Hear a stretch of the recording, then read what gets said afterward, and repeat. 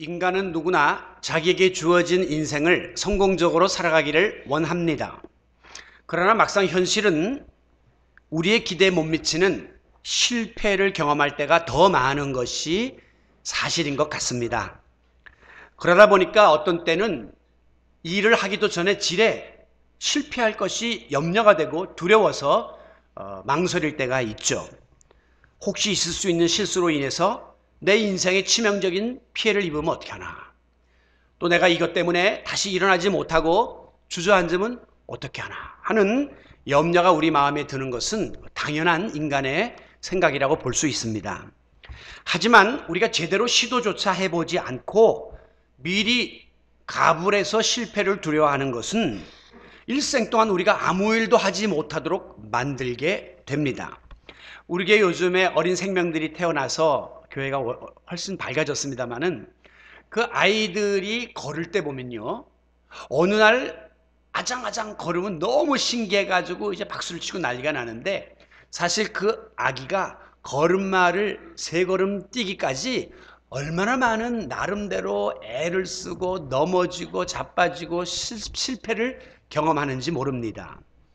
그런데 만약에 이 아기의 머릿속에 지난번 넘어져 보니까 너무 아팠어, 지난번에 자빠질 때 죽는 줄 알았어, 나 이제 절대 안 넘어지고 발걸음도 뛰지 않을 거야, 그리고 실패를 미리 염려하면 이 아이는 평생 걷지 못하게 되는 거예요.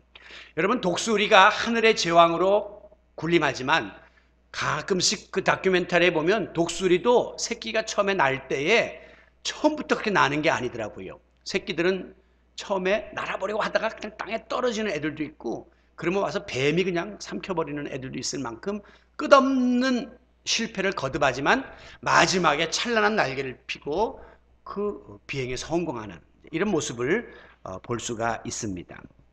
이와 같이 실패는 성공으로 가기 위한 필수 과정이요, 학습의 단계다, 이렇게 알아야 합니다. 우리 인류의 문명에 커다랗게 공헌을 한, 특별히 전기를 발명한 에디슨은 실패는 성공의 어머니다, 그런 말을 했어요. 이 처음에 이 에디슨이 전구에 사용되는 이 필라멘트를 이제 발명하기 위해서 실험을 하는데 90가지의 재료를 가지고 실험을 했는데도 실패했다고 합니다. 그러자 이 조수가, 선생님 아무래도 이 일은 불가능한 일 같으니 그냥 접는 것이 좋겠습니다 라고 건의를 했어요. 이때 에디슨이 뭐라고 말했냐면, 이보게, 우리가 지금 실패한 것이 아니라 안 되는 재료가 무엇인지 90가지를 발견한 것이네. 그러므로 우리는 지금 아주 성공적인 실험을 진행하고 있는 것이야, 이렇게 말했어요. 조수는 90번 실패했다고 그만두자고 하는데 에디슨은 우리가 몰랐던 90가지를 지금 알아가고 있는 중이니까 계속 이 일을 해야 된다고 격려한 것이죠. 그 결과 이 필라멘트가 발명되기까지 2399번의 실패를 경험했습니다. 그리고 2400번째 비로소 전류가 통하는데도 타지 않고 빛을 발하는 이 필라멘트의 발명에 성공함으로 우리 인류에게 빛을 던져주게 된 것입니다. 여러분, 우리 인간은 누구나 불완전한 존재이기 때문에 절대로 모든 면에서 그리고 항상 성공할 수는 없습니다. 만약에 100%의 완벽한 성공을 여러분이 기대한다면 그것은 어리석은 생각이요, 교만한 것이요, 이것은 불가능한 일이라고 말해도 과언이 아닙니다. 이 같은 사실을 우리를 만드신, 우리를 지으신 하나님도 잘 알고 계세요. 만약에 인간에게 전능함을 하나님이 주셨다면 인간이 하나님을 믿겠습니까? 인간에게 부족을 주시고 실패할 수 있는 가능성을 항상 열어놓으신 거예요. 그래서 더 하나님을 의지하고 하나님 앞에 무릎 꿇도록 만든 것이죠. 그래서 하나님이 성경 속에 나오는 당신의 도구로 쓰임받는 인물들을 보게 되면 대부분이 성공적인 삶을 산 사람들이 아니에요. 오히려 정반대로 많은 실패를 경험한 사람들을 우리 하나님이 다듬어서 그리고 하나님의 도구로 쓰는 것을 볼 수가 있습니다. 인간적인 약점이 있고 부족이 많은 사람들, 여러 가지 시행착오와 실패를 통해서 좌절을 경험한 이들을 하나님께서 쓰셨다. 무엇을 의미하는 것입니까? 하나님께서는 실패를 당신의 자녀가 바르게 세워지는 데 하나의 과정으로 삼으시고 있다는 것을 보여주는 말씀입니다. 우리가 대표적인 그 실패를 통해서 다듬어진 인물을 꼽으라면 구약에서는 다윗 왕을 꼽을 수 있고요. 신약에서는 오늘 본문의 주인공인 베드로를 우리가 꼽을 수가 있겠습니다. 그런데 이 다윗은 어린 시절부터 어느 정도 그래도 자격을 갖추었던 사람이에요. 그런데 중간에 왕이 된 다음에 그만 밧세바를 범함으로 인해서 치명적인 실패를 경험한 사람입니다. 그러나 이제 이 베드로는 아주 처음부터 출신부터가 천민 출신이고 배우지 못한 그런 어부 출신이었어요. 그리고 성격도 성경에 나타나는 면면을 보면 굉장히 괴팍스러웠고요. 그런가 하면 인간관계도 별로 원만하지 못한 여러 가지 결격 사유가 많았던 사람입니다. 그럼에도 불구하고 예수님은 베드로를 제자로 발탁합니다. 그리고 3년 동안 동고동락하면서 제자 훈련을 시켜요.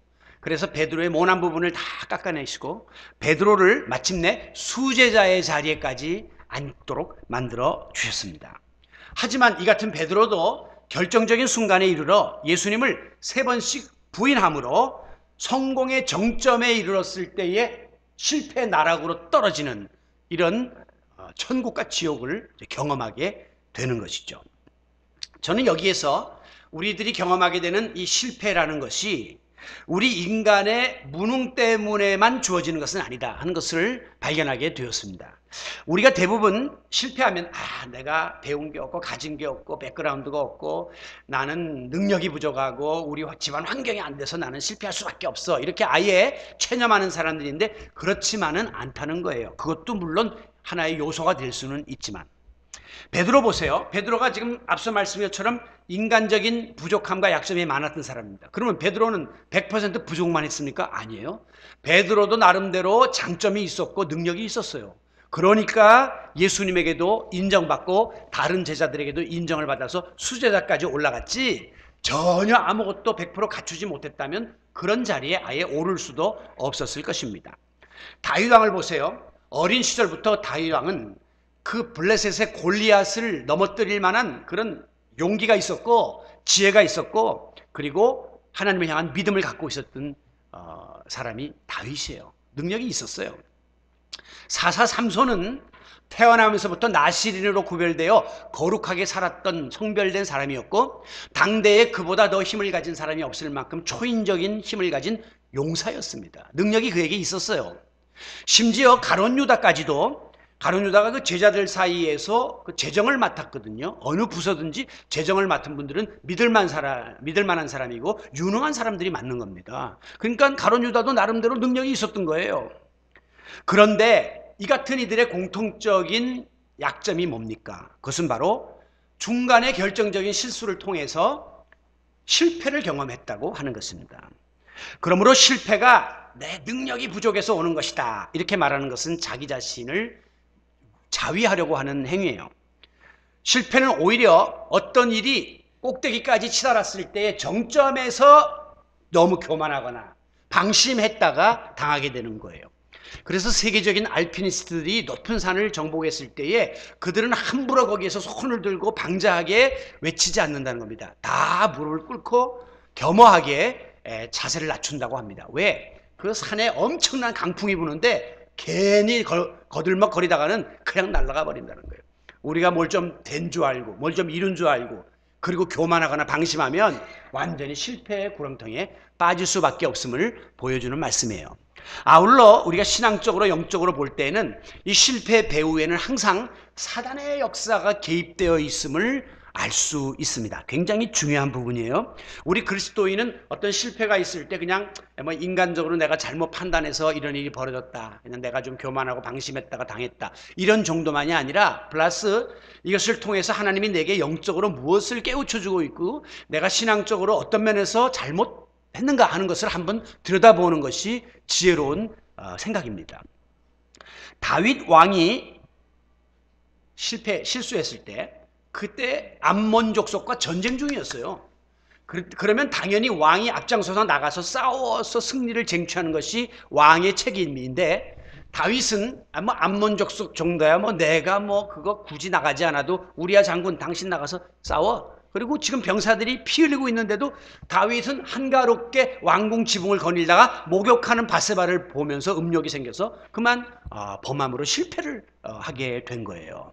사단이 이성을 가지고 시험을 한 거죠.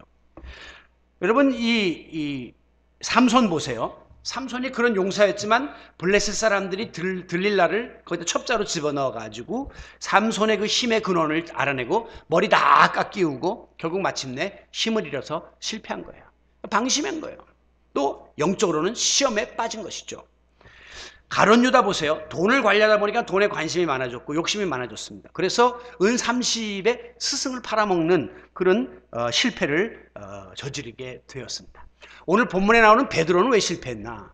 베드로가 원래 예수님 수제자 노릇하면서 인간적인 기대가 있었어요. 예수님이 앞으로 세상적인 큰 왕으로 군림하게 될 때 내가 이제 한 자리 하리라 하는 욕망이 있었는데 예수님이 무기력하게 잡혀가거든요. 베드로의 마음속에 예수님을 향한 기대가 무너졌어요.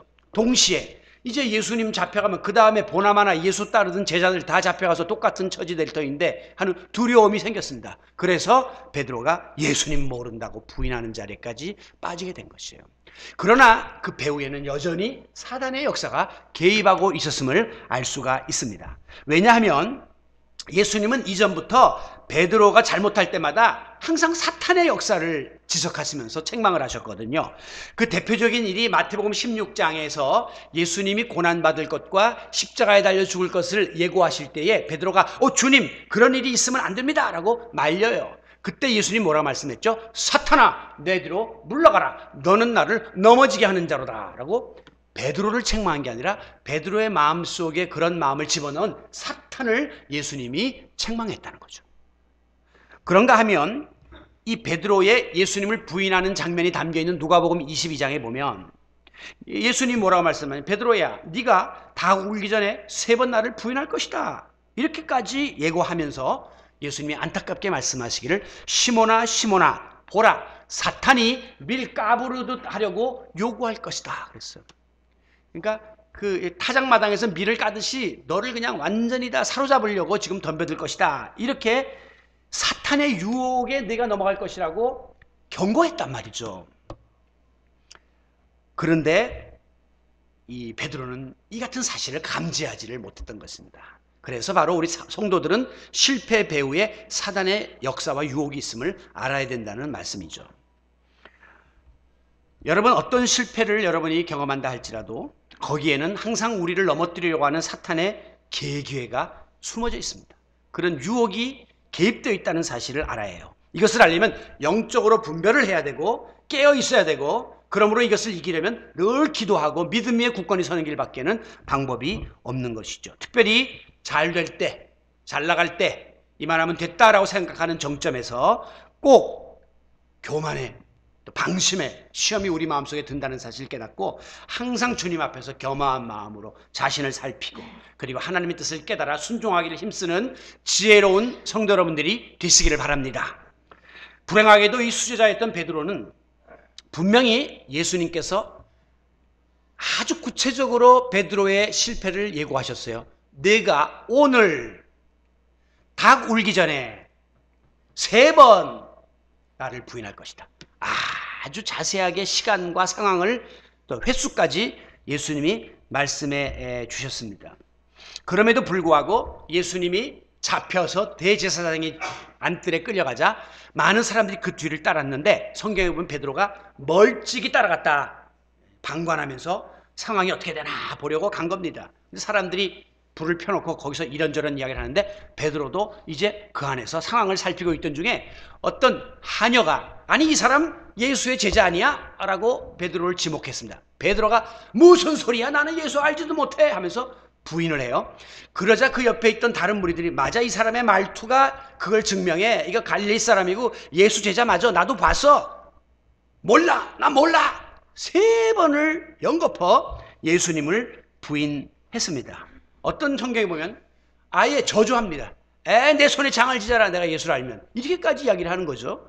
여러분 바로 이 졸지의 수제자가 실패자로 곤두박질 치는 장면이에요. 저는 이걸 보면서 이때 분명히 베드로 제정신이 아니었다 그렇게 봅니다. 베드로가 제정신이었으면 아무리 겁이 나도 이렇게 할 수는 없어요. 한 번은 이해해요. 사람이 한 번은 얼떨결에 몰라요 할 수 있지만 2번, 3번까지 심지어 예수님이 그걸 예고했는데도 다 잊어버리고 이렇게 예수님을 3번 부인했다는 것은 그 순간 베드로가 정신을 잃은 거예요. 여러분, 간혹 가다가 어떤 사람이 아주 평상시답지 않은 행동을 하거나 광폭한 행동을 하면 우리가 뭐라면 저 양반 지금 제정신이 아니야 저거. 제정신이면 저렇게 하겠어? 그러죠? 그리고 살인을 하고 이렇게 감옥에 들어간 사람들 보면 그 경찰에 딱 붙잡히면 나는 그때 무슨 일을 했는지 모르겠습니다. 그때 내 제정신이 아니었습니다. 내 제정신이 어떻게 부인의 목을 졸랐겠습니까? 이렇게 이야기한단 말이죠. 그게 바로 사탄이 역사를 하는 겁니다. 사탄이 우리의 마음을 지배해버리는 거예요. 접수해버리는 거죠. 우리가 마취제를 수술하기 전에 놓으면 그 순간 우리는 정신을 잃어버립니다. 그걸 나중에 깨어나서 있었던 일을 싹 몰라요. 마찬가지로 사탄이 한순간에 와서 우리에게 영적 마취제를 놔버리는 거죠. 그러니까 죄를 지면서도 그 순간에 무감각하고 큰 죄를 저질러 놓고도 전혀 죄책감도 못 느끼는 자리에 우리가 빠질 수가 있음을 보여주는 것입니다. 그런데 닭이 그 순간 울어제꼈습니다. 그때 베드로의 제정신이 들어왔어요. 내가 지금 무슨 일을 한 거지? 근데 성경에 보면 그때 멀찍이 계시던 예수님이 베드로를 바라보았다. 이게 참 엄청난 극적인 순간입니다. 예수님은 지금 포박에 묶여서 저기에 잡혀있고 베드로는 사람들 무리에서 지금 웅성거리면서 이제 주변을 살피고 있는데 베드로가 거기에서 예수님을 3번 부인하는 순간 그 목소리가 들리는 거리가 아니었지만 예수님은 드디어 올 것이 왔구나 아셨어요. 그래서 멀리에서 베드로를 바라봤습니다. 연민의 눈으로 바라봤죠. 베드로는 내가 지금 무슨 짓을 한 거야? 이 두렵고 떨리는 모습으로 주님과 함께 눈을 마주치는 거예요. 얼마나 충격적이었겠습니까? 바로 그 순간 베드로는 마음에 주님이 했던 말씀이 생각이 났습니다.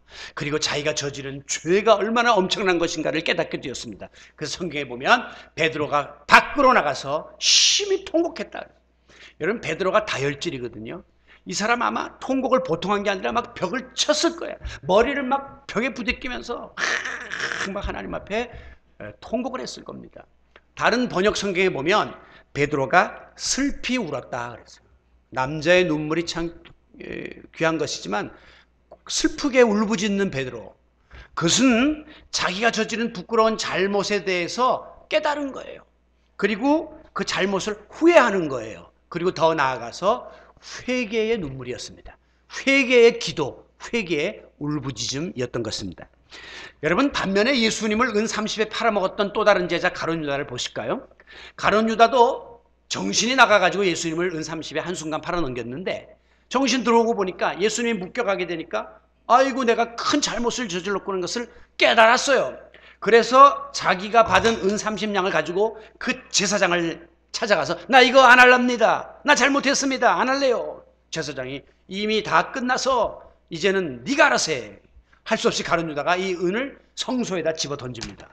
그리고는 이 죄책감을 이기지 못해서 목을 스스로 매서 자살을 하게 되고 다른 성경에 보면 줄이 끊어져서 땅에 떨어지면서 창자가 다 터지는 비참한 죽음을 맞게 됩니다. 그는 베드로처럼 똑같이 잘못했으나 베드로는 깨닫고 후회하고 회개하는 자리까지 나갔기 때문에 재기했으나 가룟 유다는 깨닫고 후회는 했지만 회개의 자리까지 나갔지 못했기 때문에 영원한 실패자가 되고 말았던 것입니다. 회개가 얼마나 실패에 있어서 중요한가를 보여주는 말씀입니다. 여러분, 우리는 얼마든지 실수하고 실패할 수 있는 존재들입니다. 그런데 내 잘못에 대해서 깨닫지 못하고 하나님 앞에 바로 서지 못했던 부분에 대해서 용서를 구함으로 또다시 우리는 재도전의 기회를 얻을 수 있고 회복될 수 있고 재기할 수 있음을 믿으시기 바랍니다. 이게 우리 성도의 특권이에요. 이게 우리 성도들이 하나님께 받은 은혜인 것입니다. 그런데 이제 본문에 보면 치명적인 그 실패를 경험한 베드로가 잘못 깨달았어요. 후회했어요. 회개했어요. 그러면 그 다음에 뭐가 따라야 되냐면 회개에 합당한 열매가 따라야 돼요. 행동의 변화가 따라야 돼요. 그러면 베드로는 어떤 겁니까? 만약에 예수님 배반한 것이 잘못이 깨달아지고 후회했고 회개했으면 그 다음에 어디로 가야 돼요? 다시 예수님의 제자로 돌아가야 돼요. 그래서 자기가 남은 일생을 주님을 위하여 바쳐야 돼요. 근데 베드로 그렇지 못했습니다. 결론은 그랬지만 중간 과정에서는 그렇지 못했어요. 베드로 어떻게 했나? 성경 전후에 보면 내가 어떻게 더 이상 주의 일을 할 수 있으랴 부끄러웠단 말이죠. 다른 제자들을 볼 낯도 없었어요. 면목도 없어요. 그러니까 내가 이제 할 수 있는 일은 다시금 내가 어릴 때부터 배운 고기잡이밖에 없다. 그래서 다시 고기 잡으러 생업의 현장으로 되돌아가고 말았던 것입니다. 하지만 예수님의 마음은 달랐습니다. 베드로야, 내가 너를 한 번 불렀는데 네가 좀 실수했다고 내가 너를 저버리지 않는다. 그래서 예수님은 이 베드로를 향한 애정과 기대를 가지고 부활하신 예수님이 베드로에게 찾아오신 것입니다. 이게 바로 하나님의 무조건적인 은혜임을 믿으시기를 바랍니다. 우리 찬송가 290장에 보면 우리는 주님을 늘 배반하나, 우리는 수없이 하나님 마음의 못을 받고 주님을 배반하지만 주 예수는 여전히 날 부르사, 주님은 변함없이 우리에게 다가오시고 참되신 사랑을 베푸시나니, 그 무조건적인 그 절대적인 사랑을 우리에게 쏟아부어 주시나니 오 형제여 주님을 곧 따르라. 바로 이게 주님의 사랑이요, 이 사랑을 힘입은 우리가 오늘도 실패자임에도 불구하고 하나님 앞에 나와 예배하고 있음을 감사하시기 바랍니다. 오늘도 실패자인 제가 감히 입을 열어 주의 복음을 전할 수 있는 이유가 이 은혜, 이 사랑 때문입니다. 마침내 부활하신 예수님은 다시금 고기잡이에 나선 제자들에게 나타나십니다. 그리고 처음 3년 전에 그들을 제자로 부를 때와 비슷한 상황을 연출하십니다. 3년 전에 처음에 예수님이 이 제자들을 부르실 때 그들이 어부로서 고기를 잡고 있었는데 밤이 새도록 고기를 잡았으나 한 마리도 잡지 못했거든요. 그때 예수님이 뭐라고 했냐면 깊은 데로 가서 그물을 던지라. 에이, 지금 새벽 시간에 깊은 데 무슨 놈의 고기가 있어. 자기들의 경험으로는 인정이 안 됐지만 그냥 믿져야 본전이니까 해보자. 그리고 던졌는데 그물이 찢어지도록 고기가 잡혔거든요. 그때 이 베드로와 그 형제들이 다 예수님께 무릎 꿇고 예수님은 이제부터 너희는 사람을 낚는 어부가 되리라. 그래서 제자가 된 거란 말이죠. 그런데 3년이 지난 이 시점에 부활하신 예수님이 비슷한 상황을 연출합니다. 이 제자들이 열심히 고기를 잡았지만 고기를 한 마리도 밤새도록 못 잡았어요. 그때 예수님 뭐라 말씀하냐면 그물을 배 오른쪽에 던져라. 이번에는 오른쪽에 던지라. 전에는 깊은 데 던지라 했는데 또 제자들이 또 믿자야 먼저 던졌더니 찢어질 듯이 고기가 많이 잡혔다. 성경은 그 뒤에 보면 고기의 숫자가 153마리가 잡혔다. 그렇게 기록하고 있습니다. 그래서 여러분이 많이 쓰는 모나미 볼펜, 모나미 153이죠. 그 153이 바로 이 숫자를 상징하는 걸 그 오너가 집어넣은 거예요. 우리 교회에 여기 있는 이 십자가상이 이게 아주 작품입니다. 그래서 작가가 이제 여기 직접 오셔서 달아주고 가셨는데 자기가 이런 이 십자가를 제법 여러 군데 미국에까지 가서 달았는데 이 교회처럼 이렇게 잘 어울리고 아름답고 각도가 나오는 교회는 처음 봤대요. 이게 지금 뒤에 벽면하고 각도가 음각이 굉장히 다양하게 나와요. 우리 교회가 또 불을 또 조명을 끼면 벽 조명으로 하면 또 다르게 나와. 새벽기도 때 보면. 근데 이분이 뭐라고 고백하냐면 자기가 이제 조각가인데 이 십자가를 이렇게 하면서 예수님 형상을 나오도록 이렇게 쭉쭉해서 깎았는데 나중에 자기가 의도하지 않았으나 이 각 면을 쭉 세보니까 153면이 나왔대. 또 믿음이 적은 자는 이때 예배 끝난 다음에 와서 세고 앉아있었을 거예요. 1, 2, 3, 4 가만히 다시 1, 2, 3, 4 152 같은데 작가가 그렇게 고백을 했어요. 그러니까 믿으세요. 네, 믿으세요. 이 참 그 153이라는 의미가 있는데 그러자 베드로는 예수님이구나. 옛날 3년 전에 그 사건이 불현듯 떠올랐습니다. 그래서 베드로가 성경에 보면 벗고 위통 벗고 작업하다가 겉옷을 입고 예수님 앞에 예를 차리냐고. 그리고 바닷물로 뛰어들어요. 급한 성격은 여전해. 막 뛰어갖고 예수님에게 가서 예수님과 재회하는 이 장면이 나오고 있습니다. 그러자 예수님과 제자들이 함께 잡은 고기와 떡을 숯불에 구워 먹으면서 조반을 드셨어요. 저는 그 만찬이 조찬이 매우 불편했어 생각합니다. 특히 제자들. 뭐 유구먼이라 무슨 말을 거기서 하겠습니까? 가만히 쪼끄덕쪼끄덕 밥 먹는 소리만 났겠죠. 그런데 조반이 끝난 후 드디어 예수님이 베드로를 향해서 입을 열었습니다. 사실 그때까지만 해도 베드로의 마음에는 지금 만감이 교차하고 있었을 것입니다. 먼저는 아니 부활하신 예수님을 다시 만난다니 꿈만 같아 라고 하는 그 기쁨, 재회의 기쁨.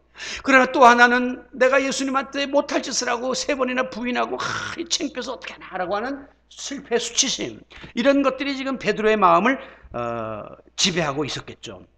그런데 예수님께서는 이렇게 당황하는 베드로에게 느닷없이 15절에 요한의 아들 시몬아, 내가 다른 사람들보다 나를 더 사랑하느냐? 이렇게 물었습니다. 베드로는 이제 된통 혼날 줄 알고 지금 벌벌 떨고 있었죠. 근데 예수님은 느닷없이 요한의 아들 시몬아, 내가 다른 사람들보다 나를 더 사랑하느냐? 이렇게 물었습니다.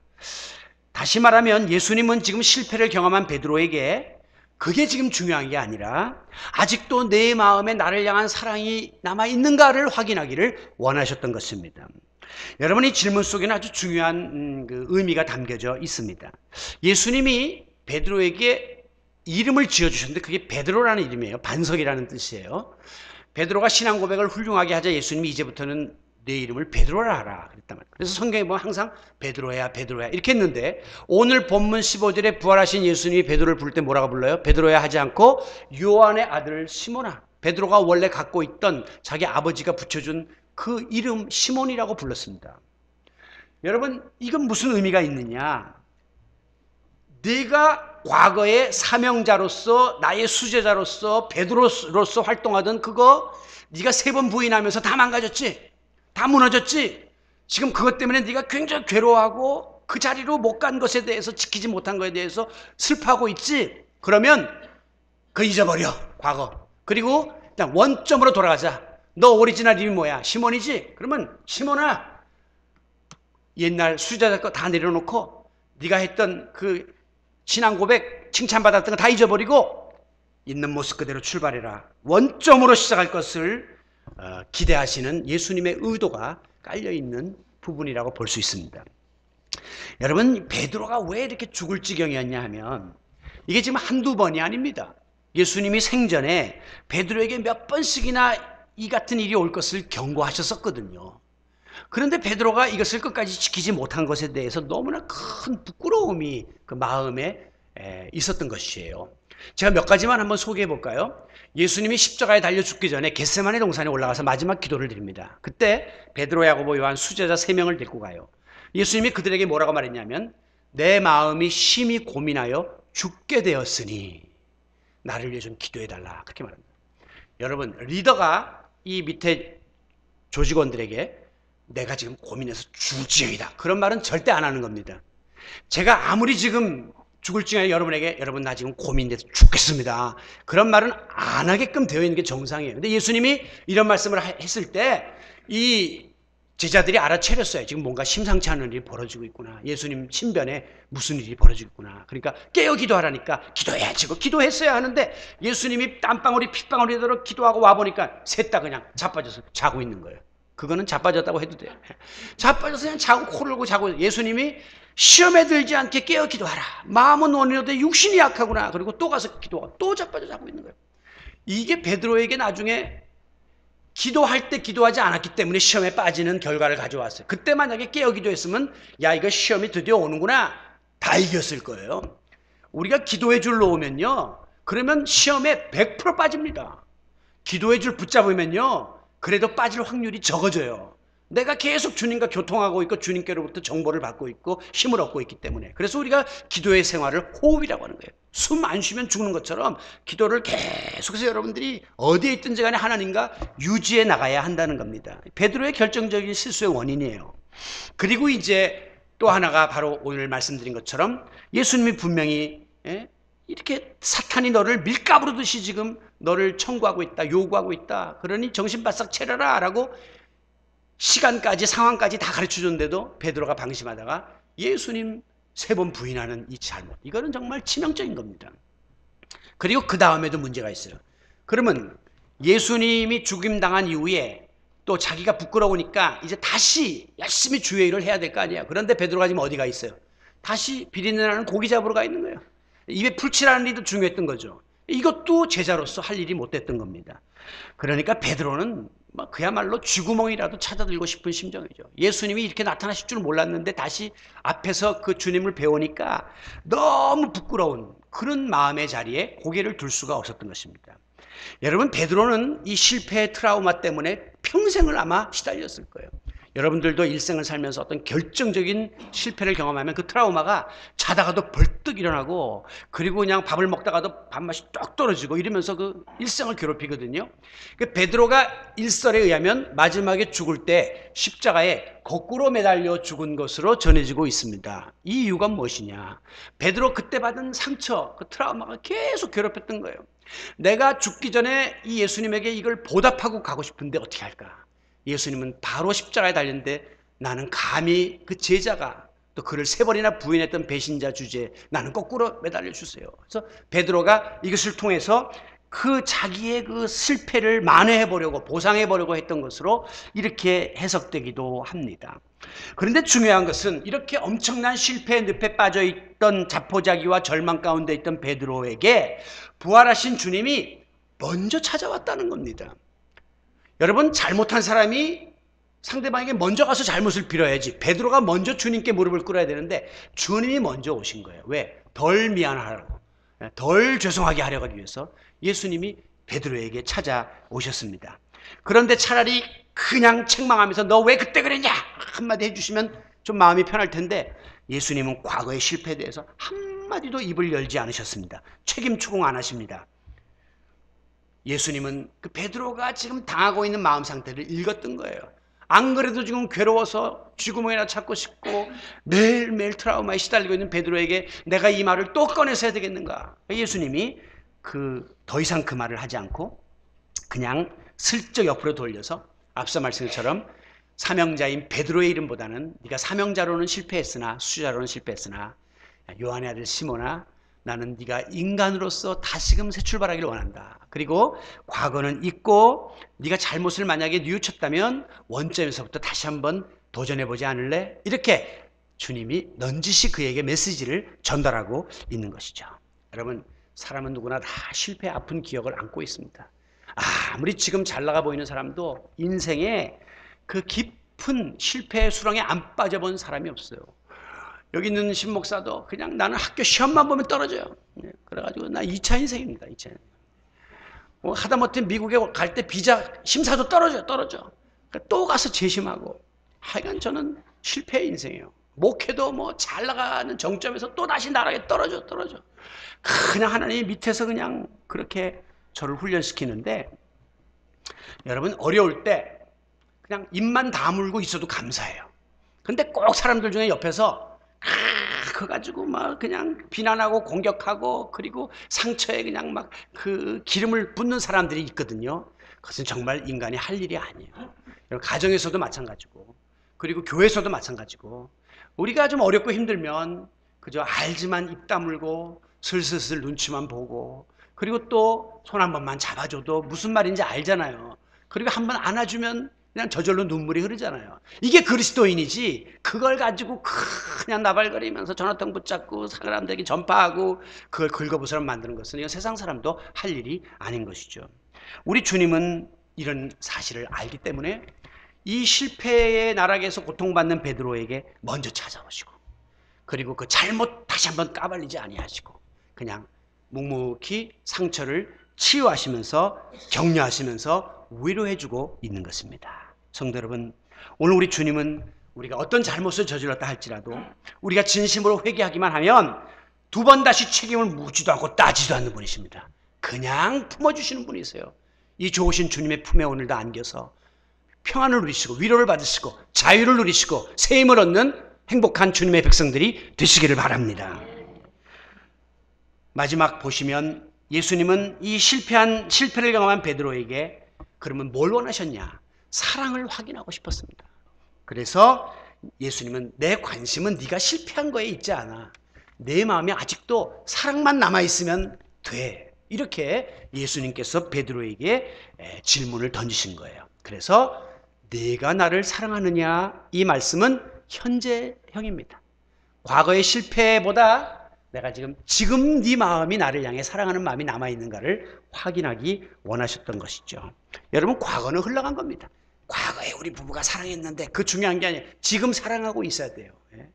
과거의 실패인데 지금 될까? 과거는 지나간 거예요. 지금은 또 새롭게 우리가 도전하면 되는 것입니다. 그런데 예수님이 이 질문 속에 의미 있는 말씀을 하십니다. 그게 뭐냐면 요한의 아들 시몬아, 내가 이 다른 사람들보다 나를 더 사랑하냐? 이 비교급으로 물어보고 있는 게, 이 다른 사람 누군지 아세요? 다른 제자들이에요. 옆에 있는 다른 제자들보다 네가 나를 특별하게 더 사랑하냐? 이렇게 물었습니다. 이유가 있습니다. 베드로는 굉장히 우월감이 강했고 나대기 좋아했고 또 잘난 척 잘하는 성격이었습니다. 그래서 전에도 보면 예수님께서 너희들이 나를 부인하고 배신할 것이다 그렇게 예고할 때 베드로가 자기를 돌아보기는커녕 주님 그럴 리가 없습니다. 그러면서 뭐라 그랬는지 아세요? 다른 사람은 다 주를 버릴지라도, 그 말은 여기 있는 다른 야고보, 요한 이런 애들은 다 주님 배신할 수 있어. 그러나 저는 결단코 죽을지언정 저는 주님을 배반하지 않겠습니다. 이렇게 잘난 척을 했던 베드로였거든요. 예수님이 그 기질이 아주 남아있나 떠보신 거예요. 베드로야, 너 이 사람들보다 나를 지금도 더 사랑하냐? 이렇게 물어보셨습니다. 그런데 베드로의 대답이 완전히 달라졌어요. 옛날 같으면 그러면요 제가 저런 애들하고는 상대가 안 되게 주님을 사랑하죠. 이랬을 베드로가 15절 중반, 내가 주님을 사랑하는 줄을 주님께서 아시나이다. 그렇게 꼬리를 쫙 내립니다. 아주 겸손한 모습으로 달라졌어요. 왜? 베드로는 그동안 자기 잘난 맛에 살았는데 예수님 3번 부인하고 난 다음에 보니까 자기가 얼마나 하찮은 존재고 얼마나 형편없는 존재인가를 깨닫게 된 거예요. 실패를 통해서 그는 겸손의 유익을 얻게 된 겁니다. 이게 실패가 가져다주는 유익입니다. 자기 자신이 들여다 보여지는 것이죠. 주제가 파악되게 된 것입니다. 결국 예수님은 그 후에 똑같은 질문을 2번 더 던져요. 내가 나를 사랑하느냐? 내가 나를 사랑하느냐? 3번 질문했습니다. 왜 3번 했을까? 이 3이라는 숫자가 성경의 완전수거든요. 성부, 성자, 성령, 베드로, 야고보, 요한, 죽은 지 사흘 만에 부활. 이 3이라는 숫자가 완전 숫자인데 어떤 의미에서 완벽한 사랑을 확인했다고 볼 수 있고요. 또 하나는 베드로가 몇 번 부인했습니까? 3번 부인했거든요. 예수님이 내가 널 사랑하느냐? 사랑하는 줄 주님이 아십니다. 1번 까준 거예요. 2번 또 사랑하느냐? 아십니다. 2번째 부인한 거 또 까준 거예요. 3번 이렇게 해갖고 베드로의 그 마음에 있는 그 응어리를 풀어주셨다. 그래서 3번 부인했는데 3번 사랑을 확인함으로 다 그거 이제 잊어버려 끝났다라고 상쇄시켜 주시는 주님의 배려를 우리가 발견하게 되는 것입니다. 그런데 여기서 중요한 것은 예수님이 처음에 2번 베드로에게 사랑하느냐 물을 때 헬라 말에서 사랑의 의미인 아가페의 사랑으로 물었습니다. 이 아가페라는 것은 신적인 사랑, 무조건적인 사랑, 전능하신 절대적 사랑을 뜻하거든요. 이 사랑으로 네가 날 사랑하느냐 물었어요. 근데 베드로는 대답할 때 뭐라고 대답해요? 필레오의 사랑으로 대답합니다. 필레오의 사랑은 뭐냐면 그런 정도의 신적 사랑이 아니라 인간으로서 우리 할 수 있는 그 우정, 형제 간의 형제애. 그래서 필라델피아라고 하는 미국의 도시 이름이 형제의 도시예요. 필레오에서 나온 거예요.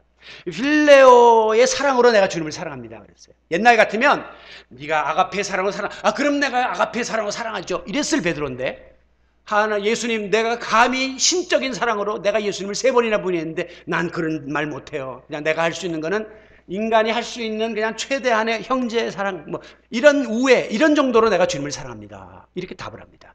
예수님은 베드로의 마음을 읽었습니다. 그래서 마지막 3번째 예수님이 물을 때 예수님이 아가페라는 단어를 안 씁니다. 그래 베드로야, 네가 2번이나 대답한 것처럼 그럼 필레오의 사랑으로 나를 사랑할 수 있어? 그랬더니 베드로도 필레오의 사랑으로 사랑합니다. 이렇게 대답하는 우리 주님의 따뜻한 그 배려가 느껴지는 그런 대화가 오고 가게 되는 것이죠. 여러분, 결국 이 베드로의 사랑을 확인한 예수님은 대화의 말미에 뭐라고 말합니까? 내 양을 치라, 내 양을 먹이라 하면서 다시금 베드로에게 목양의 사명을 새롭게 부여해 주셨습니다. 이제 베드로는 날개를 달았습니다. 주님이 나를 용서했다. 주님이 나에게 사랑을 확인하고 나에게 사명을 주셨다. 심기일전에서 다시금 예루살렘으로 달려가게 되었고 복음 전도의 현장에서 물불을 가리지 않고 뛰게 되었습니다. 그러자 주님이 그에게 성령을 또 부어주세요. 성령까지 체험한 베드로는 막 전에는 한 계집종 앞에서 벌벌 떨던 베드로였는데 이제는 수많은 사람 앞에서 예수의 죽으심과 예수의 부활을 막 전파합니다.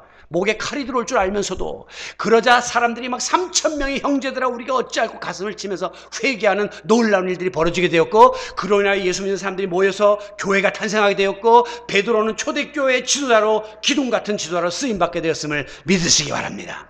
한 실패자가 이렇게 영광스러운 존재로 변할 수 있었던 것은 바로 우리 주님이 그를 향한 사랑을 놓지 않았고, 그에게 믿음의 줄 확인했고 사랑의 줄을 확인했기 때문에 이 일이 가능했던 것입니다. 오늘의 말씀을 마무리합니다.